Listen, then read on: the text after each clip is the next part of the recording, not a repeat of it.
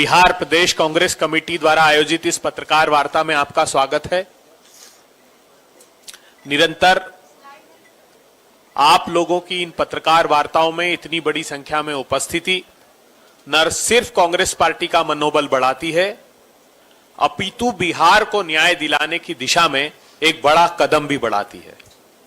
आज हम अभिभूत हैं कि हमारे साथ देश की दो ऐसी शख्सियत मौजूद हैं जिनकी मुखर और बुलंद आवाज सदन से सड़क तक उसकी अनुगूंज सुनाई देती है। देश के दो राज्यसभा सांसद आदरणीय प्रमोद तिवारी जी और अखिलेश प्रसाद जी, जो निरंतर बिहार में कांग्रेस पार्टी के लिए और बिहार के पक्ष के लिए अपना पक्ष आप लोगों के सम्मुख और जनता के सम्मुख रख रहे हैं। मैं अनुरोध करूं उसके पहले हमारे साथ मंच पर राजेश राठौर जी हैं, जो बिहार कम्युनिकेशन डिपार्टमेंट के प्रमुख हैं, जिनकी सक्रिय भागीदारी ने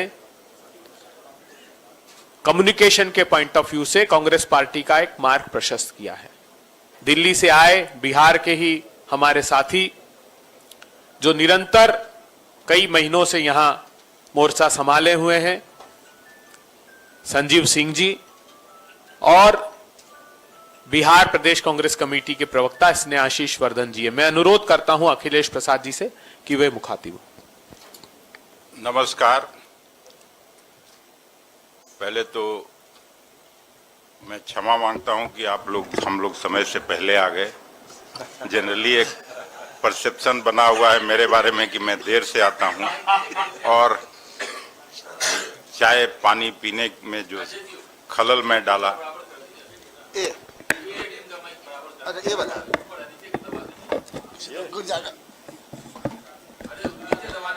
अरे नहीं दबा के ना, अब हो गया।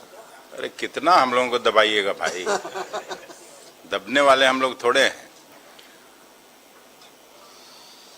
बिहार में 50 से ज़्यादा कंस्टिट्यूंसी में मुझे जाने का मौका मिला है, और पहले चरण के मतदान के बाद आज आप लोगों से बात करने का मौका है, और मैं इस निश्चित मत के साथ आपके सामने उपस्थित हूं कि महागठबंधन के नेतृत्व में सरकार बन रही है। 70 से 75 सीटों पर जो हम लोगों के पास खबरें आई हैं, महागठबंधन के प्रत्याशी बड़े अंतर से चुनाव जीत रहे हैं। कुछ किन कंटेस्ट है वहां तो मैं नहीं कह सकता, लेकिन 70 से 75 सीटें निश्चित रूप से हम जीत रहे हैं। आज जो विशेष बात आपसे मुझको करना है वो बिहार के इंडस्ट्रियलाइजेशन के बारे में बात करना है, और चूंकि प्रधानमंत्री जी जब कभी आते हैं तो इस पर लंबी चर्चा करते हैं, अपने तकरीर में इसको उठाने का काम करते हैं। लेकिन मेरा आपका जो अनुभव रहा है, भाजपा जनता दल राज में असीम औद्योगिक संभावनाओं वाले बिहार में सिर्फ पलायन उद्योग स्थापित किया। 20 वर्षों की भाजपा जेडीयू सरकार ने बिहार को विकास और उद्योग के नक्शे से गायब कर दिया। कभी यहाँ चीनी मिल, चीनी उद्योग, पेपर मिल, जूट सिल्क उद्योग और दूध उत्पादन के लिए प्रसिद्ध बिहार आज बेरोजगारी और पलायन का पर्याय बन चुका है। नीतीश मोदी शासन में जो बर्बाद हुआ उसमें सिर्फ फैक्ट्रियां ही नहीं थी, वह बिहार की उम्मीदें, आत्मनिर्भरता और युवाओं का भविष्य भी है। आज़ादी के बाद अविभाजित बिहार में अविभाजित बिहार को औद्योगिक विकास की उड़ान कांग्रेस के कार्यकाल में जो मिली थी, तब राज्य में औद्योगिक विकास और रोजगार का परचम लहराता था। कांग्रेस सरकार के कुछ स्वर्णिम औद्योगिक उपक्रम का भी मैं यहाँ आपके सामने जिक्र करना चाहता हूँ। जैसे शुरू में श्री बाबू के हुकूमत में पहली पंचवर्षीय योजना, दूसरी पंचवर्षीय योजना तक बरौनी तेल शोधन कारखाना लगा, जिसका बड़ा भारी विरोध होता था। आसाम राज्य से कि तेल तो वहां होता है, फिर बिहार में ये फैक्ट्री क्यों लगे। लेकिन उसके बावजूद उस समय के तत्कालीन प्रधानमंत्री नेहरू जी ने और यहाँ के तत्कालीन मुख्यमंत्री श्री बाबू ने यहाँ ये कारखाना लगवाया। स्वतंत्र भारत का वो पहला तेल शोधन कारखाना था जिसने बिहार को ऊर्जा उत्पादन का केंद्र बनाने का काम किया। सिंदरी और बरौनी में खाद के कारखाने लगे, जो खाद्यान्न उत्पादन की रीढ़ रही। ये कारखाने किसानों की शक्ति भी बनी। हटिया में, रांची में जो हटिया में भारी इंजीनियरिंग HEC एशिया का सबसे बड़ा इंजीनियरिंग कारखाना, जिसने बिहार को औद्योगिक मानचित्र पर स्थापित करने का काम किया। फिर वहीं अब के झारखंड में बोकारो स्टील प्लांट लगा और यह देश का सबसे बड़ा इस्पात संयंत्र, जिसने लाखों परिवारों को रोजगार देने का काम किया। बरौनी में डेयरी स्थापित हुआ, बिहार के डेयरी उद्योग की नींव रखी और यही आगे चल के सुधा डेयरी के रूप में आज काम कर रहा है। इसी तरह से अन्य जो प्रमुख औद्योगिक उपक्रम लगे यहाँ, वो रेल पहिया कारखाना आप सभी जानते हैं, सारण में जो लगा लालू जी के हुकूमत में, लालू जी के रेल मंत्री रहते हुए। डीजल लोकोमोटिव कारखाना मढ़ौरा में हुआ जब मनमोहन सिंह जी की नेतृत्व वाली सरकार थी। NTPC Barh super thermal power station Patna अंचल में लगा। Nabinagar thermal power project Aurangabad, Sudha cooperative dairy उद्योग। फिर दरभंगा में जो अशोक पेपर मिल उस समय स्थापित हुआ, उससे आशा जगी थी, अब वो आशा विनाश में तब्दील हो गया। 1958 में किसानों के वायदे के साथ शुरू हुई अशोक पेपर मिल आज 400 एकड़ की वीरान जमीन में तब्दील हो चुकी है। जब कभी आप उधर जाते होंगे, देखते होंगे, अब उधर ही एम्स खोलने की बात हो रही है। मजदूरों का पसीना सूख गया, मशीनों पर जंग लग गया और सरकार के दावों पर धूल जम गई।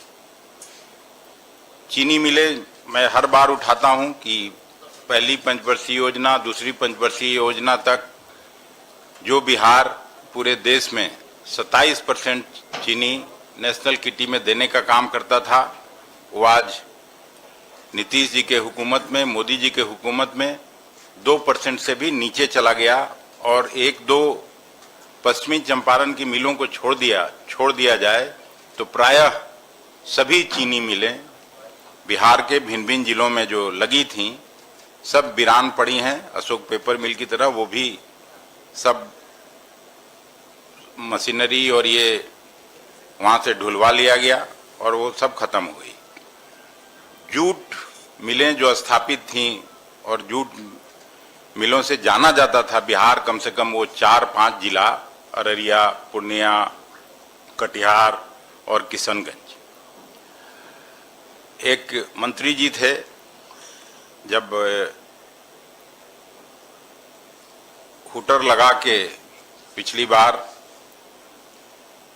महेश्वर हजारी जी की मैं बात कर रहा हूं कि 2020 के बाद उसको हुटर बजाकर मिल खोलने का चुनावी नाटक किया गया था। आज भी करोड़ रुपए बिहार सरकार पर बकाया है, कच्चा माल लाने तक के पैसे नहीं है और उसके बाद फिर हुटर नहीं बजा। भागलपुर सिल्क का हम सभी जानते हैं और आदरणीय प्रधानमंत्री जब कभी जाते हैं तो भागलपुर के सिल्क की बात करते हैं और सिल्क को वहाँ का एक्सपोर्ट करने की भी बात करते हैं। लेकिन आज सिल्क सिटी भी मौन मरघट में बदल गया है। न कोई रिवाइवल का प्लान है, न राहत है। 95% बुनकर परिवार आज कर्ज और गरीबी में डूबे हैं। सरकार ने स्किल इंडिया का नारा दिया पर न ताना न बाना, अब तागा खरीदने के भी पैसे नहीं रहे। उद्योग नहीं, प्लान उद्योग। भाजपा नेता और केंद्र के गृह मंत्री स्वयं कहते हैं कि बिहार में उद्योग के लिए जमीन नहीं है, लैंड लॉक्ड स्टेट है। मुख्यमंत्री जी भी हमेशा कहते हैं ये बात।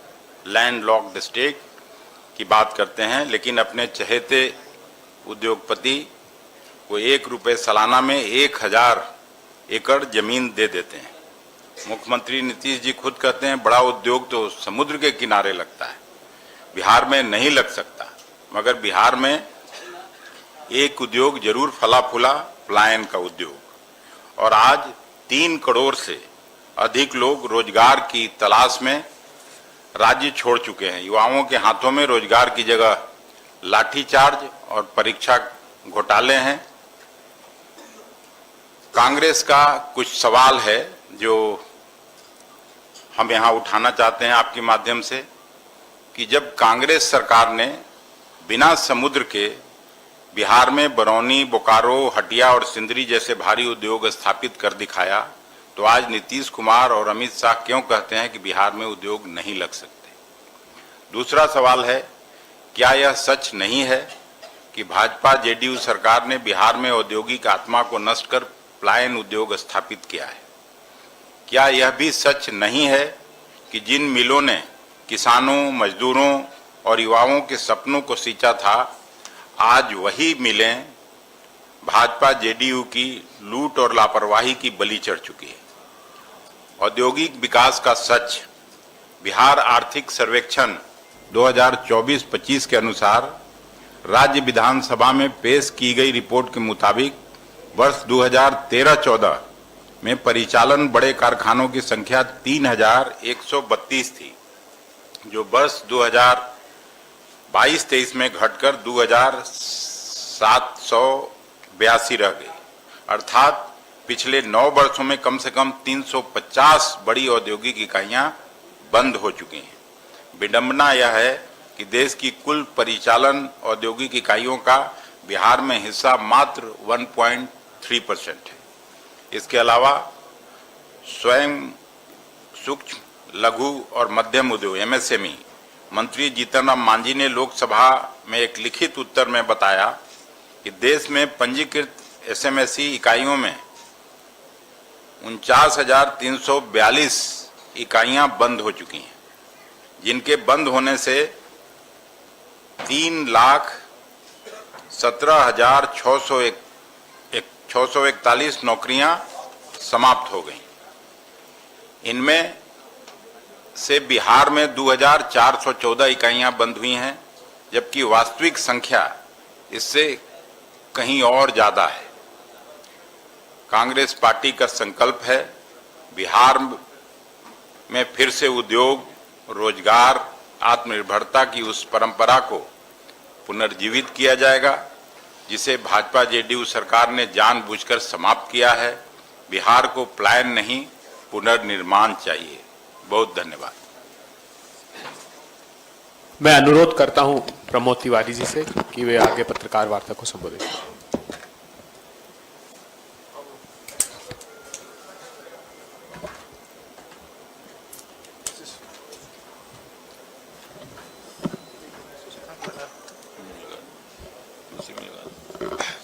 मैं आदरणीय अखिलेश जी ने जो बातें कही हैं उनको पूर्ण समर्थन देते हुए, क्योंकि हम दोनों राज्यसभा में ये मुद्दे हमेशा अखिलेश जी उठाते हैं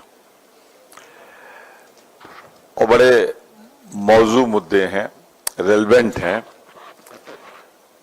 मैं दूसरी बात जो अखिलेश जी ने कही, उतना अनुभव तो मेरा जिलों का और क्षेत्र का नहीं है, पर जो परसों शाम से हम लोग आकलन कर रहे हैं, ये जो पहले राउंड में जिसने चेहरा उतार दिया है मोदी जी का, अमित शाह जी का, और अब आवाज में भी दम नहीं रह गया पहले राउंड के चुनाव के परिणाम के बाद, क्योंकि उनके पास बेहतर इंटेलिजेंस है, बेहतर रिपोर्ट्स हैं और उन्हें लग रहा है कि अब रेस मुख्यमंत्री पद की नहीं, जेडीयू बीजेपी में रेस मुख्यमंत्री पद की नहीं है, अब रेस हो गई है नेता विरोधी दल की, कौन बनेगा। दोनों में ये होड़ है कि ये पद किसको जाता है। और परसों से सो भी नहीं पाए हैं, कल तो बिल्कुल भी नहीं सो पाए नीतीश बाबू। अभी किसकी साजिश है ये पता लगाइएगा आप लोग। ये फोटो एकनाथ शिंदे की उनके घर के ठीक सामने लगा दी गई है। अब एकनाथ शिंदे के साथ क्या हुआ महाराष्ट्र में, उन्हीं के नेतृत्व में तो लड़ाई लड़ी गई थी महाराष्ट्र में, फिर बाद में क्या हुआ। तो नीतीश बाबू सचमुच कल से बिल्कुल परेशान और बेचैन है कि ये फोटो जो लगी है ये बता रही कि आने वाले दिनों में क्या होने वाला है। पर फिर मैं कह दूं, लड़ाई तो मुख्यमंत्री पद की रही नहीं, लड़ाई नेता विरोधी दल कौन बनेगा इस पर उतर आई है। मैं चूंकि उत्तर प्रदेश से हूं, वहां एक बड़ा शहर है कानपुर, वहां एक लड्डू की दुकान बड़ी मशहूर है और उस लड्डू की दुकान का नाम है ठग्गू के लड्डू।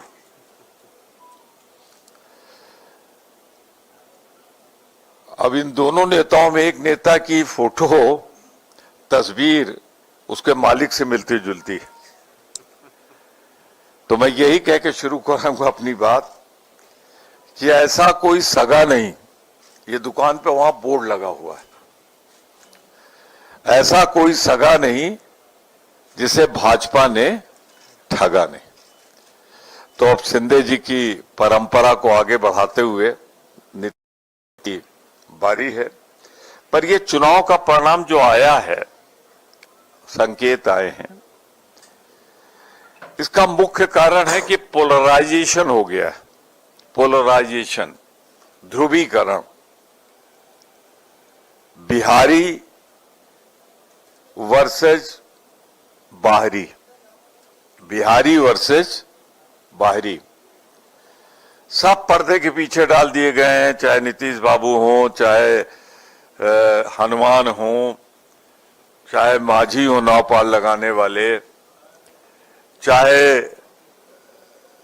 कोई भी हो, यहां कमान संभाल ली जिस तरह अमित शाह ने, और जिस तरह बिहारियों का अपमान किया है उसे बिहार बर्दाश्त नहीं कर पाया। और खास तौर से यूथ और उसी का परिणाम है कि पहले राउंड में हम गठबंधन बहुत आगे चल रहा है। मैं कुछ सवालों पे ये कह के आगे आऊंगा, मैं जरूर चाहता हूं जवाब मिलना चाहिए। आरके सिंह जी मेरे दोस्त हैं, गृह सचिव थे हमारी जब यूपीए 1 और 2 थी, बड़े अधिकारी, और ऊर्जा मंत्री, प्रिय मंत्री, भारत सरकार में ऊर्जा मंत्री रहे मोदी जी की सरकार में। उन्होंने एक सीधा साधा आरोप लगाया है कि 62,000 करोड़ का घोटाला हुआ है। अब दो चीज हो सकती है, इतना बड़ा आदमी अगर सच बोल रहा है तो उसकी बात की जांच होनी चाहिए, उसके आरोप को आप इतना लाइटली नहीं ले सकते। अब यह हो सकता है कि वो गलत बयानी कर रहे हो, तो पार्टी में बने कैसे भाई? या तो आप उनके खिलाफ एक्शन लीजिए या उनकी बात से सहमत होइए। तो ये 62 करोड़ का आरोप बड़ा है। एक मंत्री और आ रहे थे, उनका प्रोग्राम कैंसिल कर दिया गया है। डिप्टी चीफ मिनिस्टर महाराष्ट्र के अजीत पवार जी, गले में अटक गया है उनके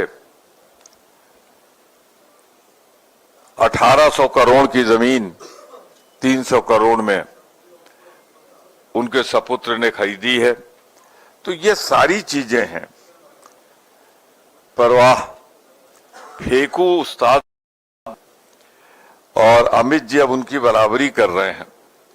लड़ेंगे सीट 101, 101 पे खुद लड़ रहे हैं और घोषणा कर रहे हैं कि हम 160 सीट ले आएंगे।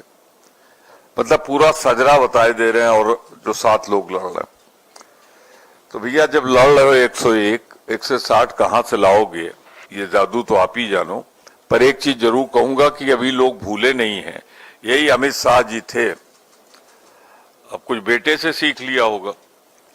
बाल बैट कभी पकड़ा नहीं, लेकिन बाल बाउंड्री के बाहर 400 राज्यसभा 400 पार हम और ये दोनों बैठे थे। मोदी जी ने राज्यसभा में भी कहा था और रह गए 400 के। बेईमानी के बावजूद भी 220, फिर घटा बढ़ा के 40 किया। तो जोड़ लीजिए, 400 कहा था, 240, 50% से थोड़ा ऊपर। तो अगर इन्होंने 160 कहा है तो 80-85 के आसपास आएंगे। ये दावे के साथ कहता हूं 3 की संख्या एनडीए पूरा नहीं करने जा रहा है, सैकड़ा नहीं पूरा करेगा, ये मैं कह सकता हूं आपसे। जहां पे अखिलेश जी ने छोड़ा है मैं उसके आगे बढ़ाता हूं।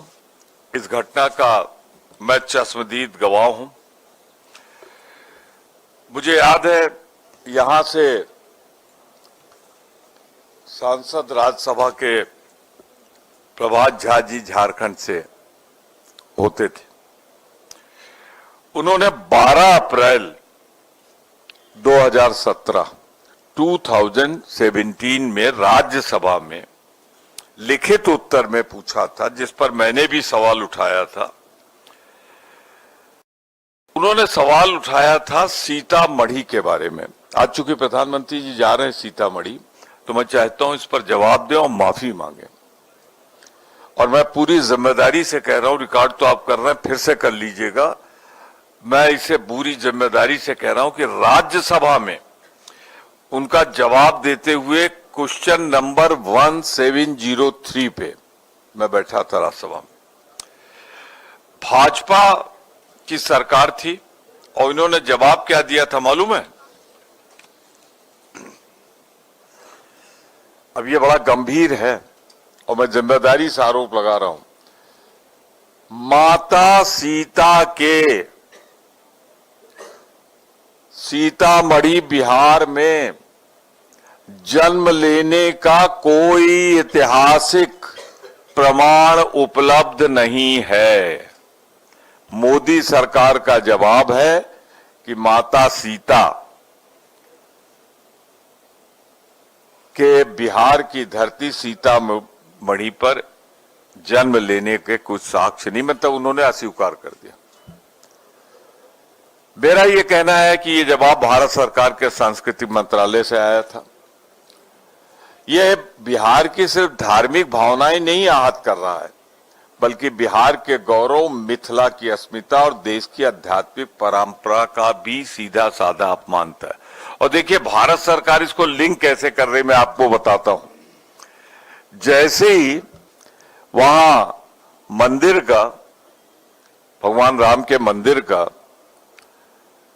उद्घाटन हुआ, तो भारत सरकार ने बुलाया किसको था? नेपाल से शिष्टमंडल आया था रस्म निभाने के लिए मंदिर पे सीता मैया के से जोड़ा था उन्होंने। दोनों मैं जोड़ दे रहा हूं, आप याद कर ले, रिकलेक्ट कर ले। मैं साफ कर दूं, कांग्रेस की सरकार ने जिस पे ये झूठे आरोप लगाते रहे, 2011 में धार्मिक विरासत को सहेजने और पर्यटन के रूप में विकसित करने के लिए 1 जुलाई 2011 को आईएलएफएस आईडीसी एलटी लिमिटेड के राष्ट्रीय स्तर का सलाहकार नियुक्त किया था और 2013 तक रामायण सर्किट, बौद्ध सर्किट, जैन सर्किट, सूफी सर्किट की विस्तृत रिपोर्ट, जिसे केंद्र की कांग्रेस सरकार ने स्वीकार किया। रामायण सर्किट में विशेष रूप से बिहार के 2 स्थल शामिल किए थे कांग्रेस सरकार में, और दोनों भगवान राम और माता सीता से जुड़े हैं। एक तो सीतामढ़ी पुनौरा धाम, दूसरा जानकी मंदिर, होलकर, अहिल्या स्थान, ये सब अपनी जगह हैं। और उसमें हमने धार्मिक विरासत को देश से जोड़ा था। पर बीजेपी सरकार ने, मोदी सरकार ने क्या किया है, इन्होंने जो प्रसाद योजना शुरू की है उसमें एक पैसा भी सीतामढ़ी और इन दोनों के लिए आवंटित, एक पैसा भी। और सबसे बड़ी बात है, ये स्वदेश दर्शन योजना 2014 में हुई, उसमें भी नहीं। तो ये सीता मैया का सीधा सीधा अपमान है, बिहार का अपमान है और इतिहास को झुटलाना। हम मानते हैं कि माता सीता की जन्मस्थली बिहार में है, यही है। और चूंकि मोदी जी, उनकी सरकार कहती है 12 अप्रैल 17 राज्यसभा में स्वयं ये कहकर कि बिहार की आस्था और अस्मिता का अपमान किया है कि सीता मैया के जन्म का बिहार से कोई रिश्ता नहीं। और आज सीता मैया के गए हैं, जरूर कुछ न कुछ फेंकेंगे, आदत से मजबूर हैं। तो मैं डेट वाइज, टाइम वाइज और खुद मैं अपना उपस्थित रहा हूं। प्रभात झा का सवाल है, मैं बैठा था राज्यसभा में, जब उन्होंने कहा था तो मैंने बहुत शोर मचाया था, इसलिए मुझे याद है। तो मैं अपने आप को इससे जोड़ते हुए और खास तौर से जिस तरह नेपाल से भारत सरकार ने बुलाया था वहां का प्रतिनिधिमंडल जो सीता मैया के स्थान से, तो मैं कहूंगा ये बिहार की धरती का अपमान है। आज मोदी जी सीतामढ़ी जा रहे हैं, वहां स्पष्ट करें, मेरा सवाल है स्पष्ट करें और माफी मांगे बिहार की जनता से जो उनकी सरकार ने राज्य अपमान किया है। अब मोतिहारी, शिवहर, सीतामढ़ी नई की मांग बहुत दिनों से रही, घोषणा भी हुई, पर काम कुछ नहीं शुरू हुआ। तो मैं पहला सवाल तो ये जोड़ता हूं भाई अखिलेश जी से, और दूसरा आपने जो कहा है उसी को बढ़ा रहा हूं, आगे बढ़ा रहा हूं जोड़ते हुए। दूसरा, एक मंत्री जी है बिहार से, आप सबके प्रिय, वो कभी अपने मंत्रालय के बारे में नहीं बोलते हैं, पूरे हिंदुस्तान के बारे में बोलते हैं। तो उनको तो ये सब लेके सांप्रदायिक मंत्रालय बना के दे देना चाहिए। मैं गिरिराज बाबू की बात कर रहा हूं। ये बड़ा इंपॉर्टेंट है। 2021-22 में एक योजना आई, prime minister mega integrated textile region and apparel. इसमें 7, सुन लीजिए, 7 मेगा टेक्सटाइल पार्क स्वीकृत हुए।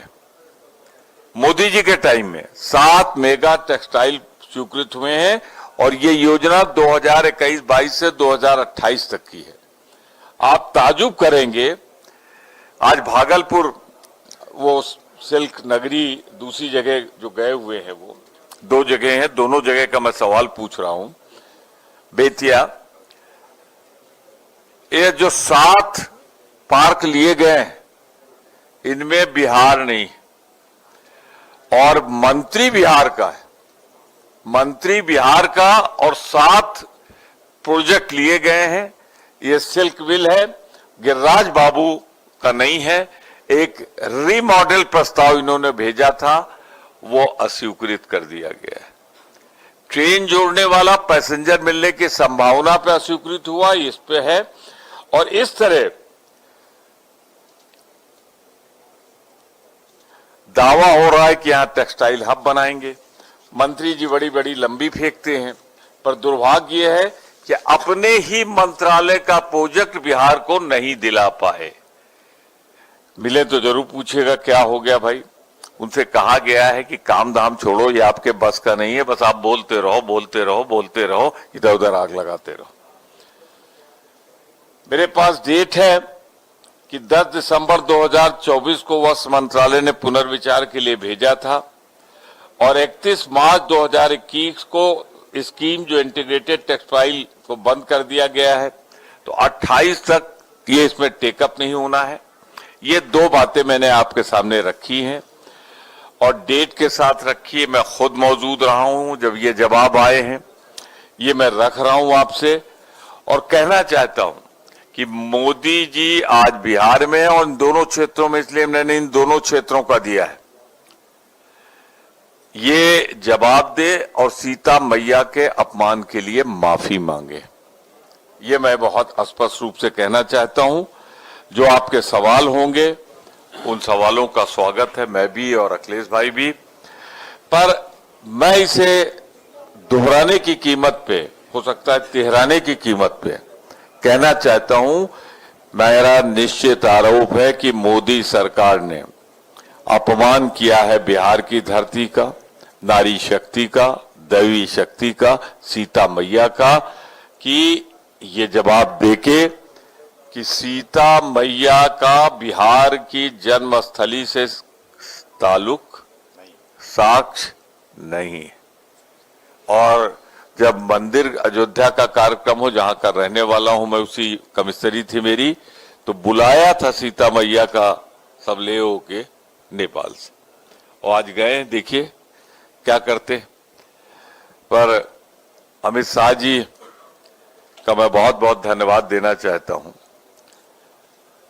इस बात के लिए कि नीतीश बाबू के लिए सच भी बोला और शिंदे साहब को बुलाया भी। धन्यवाद।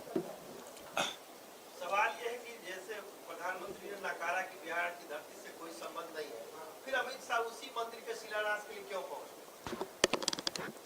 गलत आदमी से गलत सवाल। ये सवाल तो उनसे पूछना चाहिए जो पहुंच गए हैं। कहीं ना कहीं वही नकार रहे हो। मेरी बात तो सुन लीजिए ना। मैं ये कहना चाहता हूं कि ये राज्यसभा में लिखित जवाब है, मैं तो लिखित जवाब दे रहा हूं। अब ये तो सुबह से शाम तक फेंकते रहते हैं, तो उसका क्या मैं जवाब दूं? ये सवाल तो पूछना चाहिए बिहार की जनता को। अब सवाल पूछने का नहीं, 11 तारीख को जवाब देने का समय आ गया है। सीतामढ़ी का चुनाव होगा और वहां पे मैंने मंत्रालय बता दिया, सांस्कृतिक कार्य मंत्रालय, डेट बता दी, सवाल पूछने वाले का नाम बता दिया, उत्तर मैंने बता दिया और खुद अपनी उपस्थिति गवाह साक्ष्य के रूप में अपने को प्रस्तुत कर दिया। इसके बाद सवाल माफी मांगने के झूठ किस तरह ये बोलते हैं, उसी सिलसिले में एक और बड़ा झूठ। सर, क्वेश्चन ये है कि कांग्रेस इंडस्ट्री पे फोकस कर रही है, तो क्या बिहार में या देश में सिंगल विंडो सिस्टम होना चाहिए स्टार्टअप के लिए? आप जो बात कर रहे हैं ना, ये सब तो प्रक्रिया के हिस्से हैं। सिंगल विंडो, मेरी भैया थोड़ा सा, single window, double window, triple window, park, ये सब नाम है। मैं ये कहना चाहता हूं कि बिहार की धरती पर आजादी से लेकर आज तक अगर इंडस्ट्री खुली है तो उस इंडस्ट्री में शिलान्यास और पत्थर देख लीजिएगा उद्घाटन का कांग्रेस के काल का होगा, और बंद होने का कार्यकाल अगर देखना है तो देख लीजिएगा 20 साल का काला अध्याय एनडीए का होगा।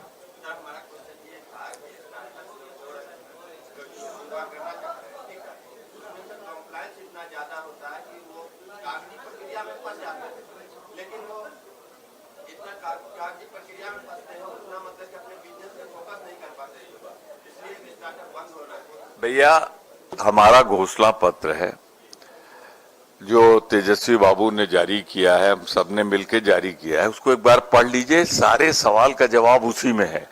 मैंने अपने को आज सीमित किया है, प्रधानमंत्री की यात्रा से 2 जगह जा रहे हैं। आपका जो सिंगल विंडो सिस्टम का 25 साल पहले मैं भी बिहार सरकार में मंत्री था और उस समय कांग्रेस कोटे से ही मंत्री थे आदरणीय विश्वमोहन शर्मा जी, उद्योग मंत्री थे, और उस समय उन्होंने सिंगल विंडो सिस्टम लागू किया था उद्योग लगाने के लिए। इसलिए कांग्रेस पार्टी जब कभी सत्ता में रही है तो वो इस बात को की स्वीकृति देती है कि उसमें कोई परेशानी नहीं हो, किसी उद्योगपति को कभी भी जहां आए और जल्दी से जल्दी वो प्रक्रिया समाप्त हो। Thank you. और कोई सवाल नहीं? अब सवाल तो एक काम करिएगा, मोदी जी से कह दीजिए माफी तो मांग ले सीता मैया का अपमान करने के लिए।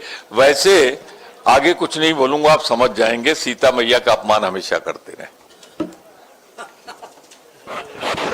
मैंने कुछ कहा नहीं है, देखिए मैंने कुछ कहा नहीं, मैंने कहा सीता मैया का अपमान हमेशा करते रहे। राज्यसभा में अखिलेश जी साक्षी हैं, मैंने बोला था कि जब शिलान्यास हुआ था तो मैं पर्यटन मंत्री था उत्तर प्रदेश का। श्रीश चंद्र दीक्षित ने इसलिए शिलान्यास किया था कि जो वहां लोग थे अकेले थे। सिर्फ शादीशुदा अगर कोई था तो श्रीश चंद्र दीक्षित जी थे, इसलिए उन्होंने किया। क्योंकि ये हमारे यहाँ परंपरा है सनातन की कि बांध के पति पत्नी दोनों धार्मिक काम में बैठते हैं। भगवान राम ने भी जब यज्ञ किया था तो सीता मैया की प्रतिमा लगा ली थी जब नहीं थी। तो एक बात कहना चाहता हूं, सीता मैया से बहुत दूर तक मत जाइएगा, मेरा आशय यहीं तक है। अब वो अलग बात है कि आप कहीं अगर जाना चाहें तो मैं कैसे, आपका टिकट कहीं और कट रहा हो तो मैं कैसे रोक सकता हूं उसको। तो सीता मैया का ये आदतन अपमान करते हैं।